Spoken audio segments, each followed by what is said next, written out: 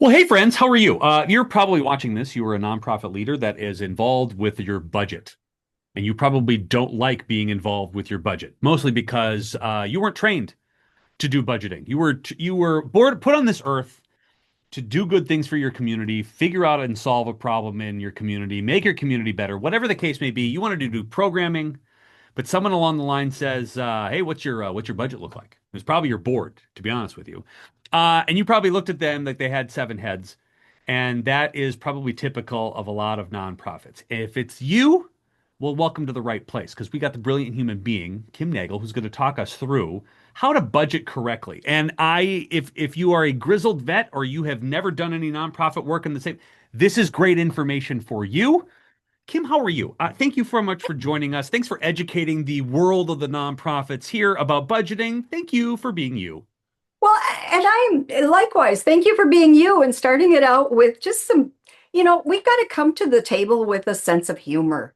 For Yeah. gosh sakes, doing good work is hard work, and our nonprofits are in the business of changing lives. And it not only takes courage, but my gosh, we've got to have a sense of humor about it. And coming a budget, my gosh. Yeah, I Oh know. my gosh. Oh, I got to do the budget.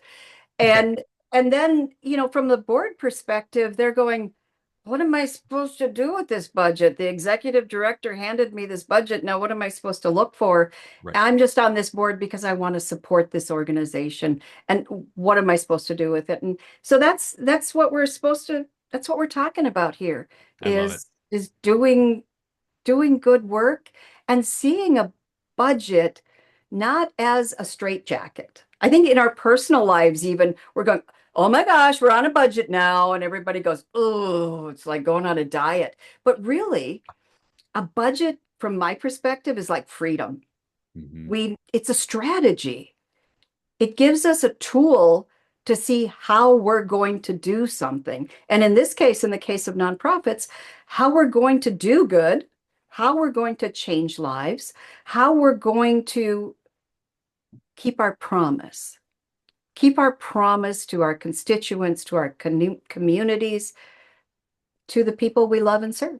Yeah, I love it. Okay, so we're gonna make this super easy and simple. We're gonna do it in a time frame that doesn't like sort of you're not gonna fall asleep. I promise that.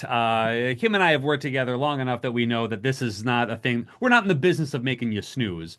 But I think this is gonna be really good for you. And again, if you have any questions or you need any follow-up pieces, just grab in the comments. We're watching all the time. Send us a note here at the end of what worked, what doesn't, what you're still confused about. We're gonna make sure that you get your answers. It's one of our promises today. I'd like to start at the start. Maybe we can talk about maybe universal truths about budgets. I know that sounds a little grandiose, Kim, but let's just talk a little bit about budgets in general. What are we looking at? What are we looking for? What do we need to start with when we're even thinking about the word budget? Whether you think it's a dirty word or an awesome word, what do we need to think about when we talk about budgets? Well, first of all, I'd like to dispel the eternal myth that a budget has to balance. Woo! A My budget has brain, to be my a my brain zero. exploded. Yeah, my brain exploded. This is Okay. great. That it has to be a zero budget, like that we're going to spend everything we are going to bring in. Just say no to that. You know, we need to have a reserve. There needs to be a contingency. Hmm. I always relate it back to what we can understand the best, and that is in our own households, in our own personal lives. We know that if we start spending every last dime we have coming through the door, it gets pretty tight. Relationships get pretty stretched. So, why would we do that in our nonprofits? Mhm. Why would we do that? So we need to first of all dispel the myth that we are zero budgeting and that's the best thing to do. It is not the right best thing to do, and that's not what funders are looking for. That is not upstanding and good practice. Mhm. Yeah, Funders, investors in the work you do would rather see that you are going to be running on a reserve, that you are not spending down to the last dime. So, first and foremost, do not come from the perspective that we're going to balance this. Hmm. Don't overspend is the one key factor. Don't spend more than you have coming in, Yeah. but you don't have to go for zero. Yeah. I also like that you have a phrase, and I am going to steal it, but it's yours because I like this so much, and I'm going to steal it going forward. And I think if everybody's watching this, they should steal this and they should talk to your board about this too. Is a budget's not a strategy, or a budget is a strategy. It's not a spreadsheet. Can you Yes. talk a little bit about that? Because I think that's such a powerful tool in your toolbox while you're having conversations with your leadership team and really thinking about your nonprofit in general. Talk a little bit about that because that hits me as heavy as anything that you've ever written about from a marketing standpoint or a budgeting standpoint. That's it. Well, I wrote the damn plan, right? Mhm. So the reason I wrote the damn plan is because well, people get a deer in the headlights look when they see numbers on a piece of paper. They get a Mhm. deer in the headlights look when they see a spreadsheet. Their mind goes blank. Well, people like me and people who kind of geek out on numbers, people who see story in numbers, Mhm. we see that strategy in that budget. And that's what I ask everyone looking at a budget to see. So if you opened your checkbook today on I'm going to bring this back to personal level because that is honestly, truly how we can understand this the best. If you opened your checkbook today, Patrick, I've and got you one. went down what you spent last month, Mhm. and I know we don't use checkbooks as much, so let's just say you opened up oh, there's I've one. got one. It's right here next to me. I'm with you. I'm The visualizing rest of and looking. you, Yeah. for the rest of you who are electronic, if you opened up your app, Hmm. because we got to come into this century, and you went through your expenditures, you can tell where your priorities are based on where you put your money. Hmm. The same thing in your budget. Is your budget directed toward your organization's priorities? Hmm. Is a percentage of your budget directed toward the impact you intend to make? If a huge amount of your budget is going toward, let's just say, facilities Hmm. that aren't necessarily essential to creating the impact you want to make, perhaps you want to question that. How can we change that? What does that look like? Now, if you're already embedded in facilities, I understand that.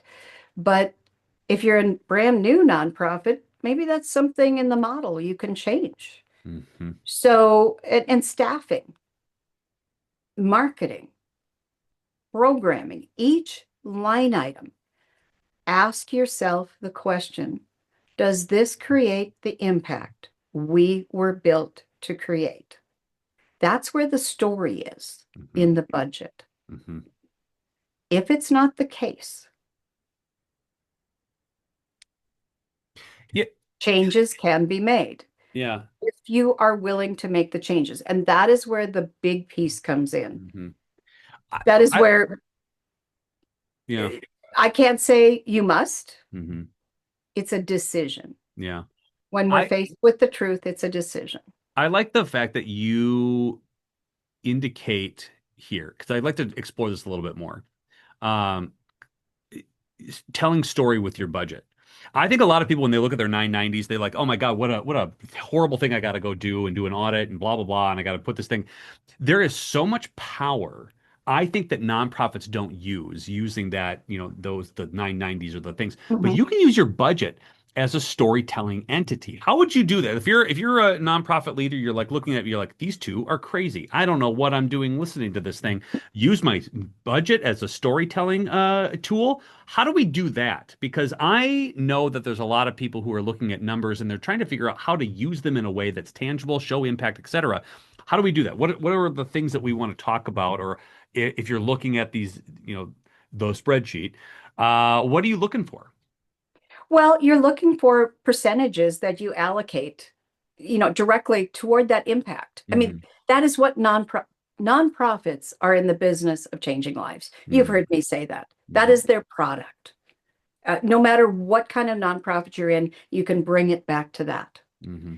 So, what types of resources are you allocating toward that mission, toward that very essential mission?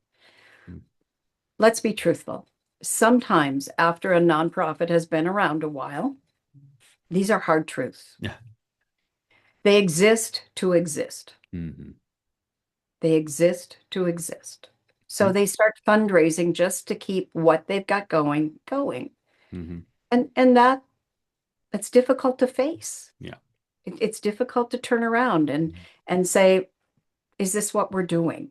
Right. Or is what we're doing still really changing lives? Or are we simply trying to raise money so that we can continue to pay the bills? So if we're doing a good job, even if we find ourselves there and we are having to realign our strategy, and we can go to that funder and saying, here's where we found ourselves. Because Mm-hmm. people are afraid to tell the truth to funders, or people are afraid to go to an investor and talk about the truth. But the truth is welcomed. I would rather have somebody tell me the truth than try to baffle me with BS, Yeah. Well, I think in this because age too, it's welcomed. yeah, in this age too, I think a lot of donors, a lot of funders are looking for the transparency Yes, because they don't want to put their good money against a bad organization. And right. they will ask the more difficult questions. And if you're not, if you know, your truthiness, your honesty, your the Honesty. numbers that look good, or that are actual will help Right, you in the long run. I right, think hiding behind a lot of the organizations that fail miserably are the ones that are using numbers that are a little wonky in the first place. right. So I love what you said about that as just, and again, that's part of your storytelling too. Yeah, We might have some issues here, we might have some issues here, but here's where we're strong, here's where we're growing, here's what we're doing. right, And you use the challenging parts to say, this is what we want to fundraise for, or this is what right, we need some help with or assistance with. right. So if you look at your budget, you can say, here's our staffing composition to do this work. Hmm. So we are allocating this, and here's the outcome we create. So for every dollar spent, this is the value that we create. Mm-hmm. And you can start putting it into actual numbers. Hmm. Instead of just numbers served, we can take it beyond that, because the human mind actually works very well in numbers. It does. If I told you there were 1,000 of something, you can see 1,000 of something Hmm. versus there are a lot of something. Yeah. So we can, once we get down to tactile things, and so our budgets can tell stories, and they can also tell the stories of where we can make improvements and what we're doing very well. Hmm. So seeing and really diagnosing the budget about matching the impact that we're making to the where we're putting our money. Going back to that, are our priorities in alignment Hmm. with where our money's going? Yep, I love that. What a great start to, I think, a great series on trying to figure out a little bit more about budgets in the first place. Mhm. Number one, get our brains right. I like the Right. fact that we're going to go and we're going to speak a little bit of truthiness about our budgets. I love the way we're kicking off. This whole series that we're going to have and the series of conversations we're going to have is exactly about that. And so the following videos we're going to have when it comes to board and it comes to what's the role of the board as part of a budget, which I think is really important. What are we doing for cash flow? Like all these kind of things I think fit perfectly. But what a nice little start to our venture together is getting your brain a little bit right. We're going to see you in the next video. If you have more questions, drop them in the comments. We'll answer them as they come along. Thanks for coming on this little budgeting journey that we have. Stick around for part two.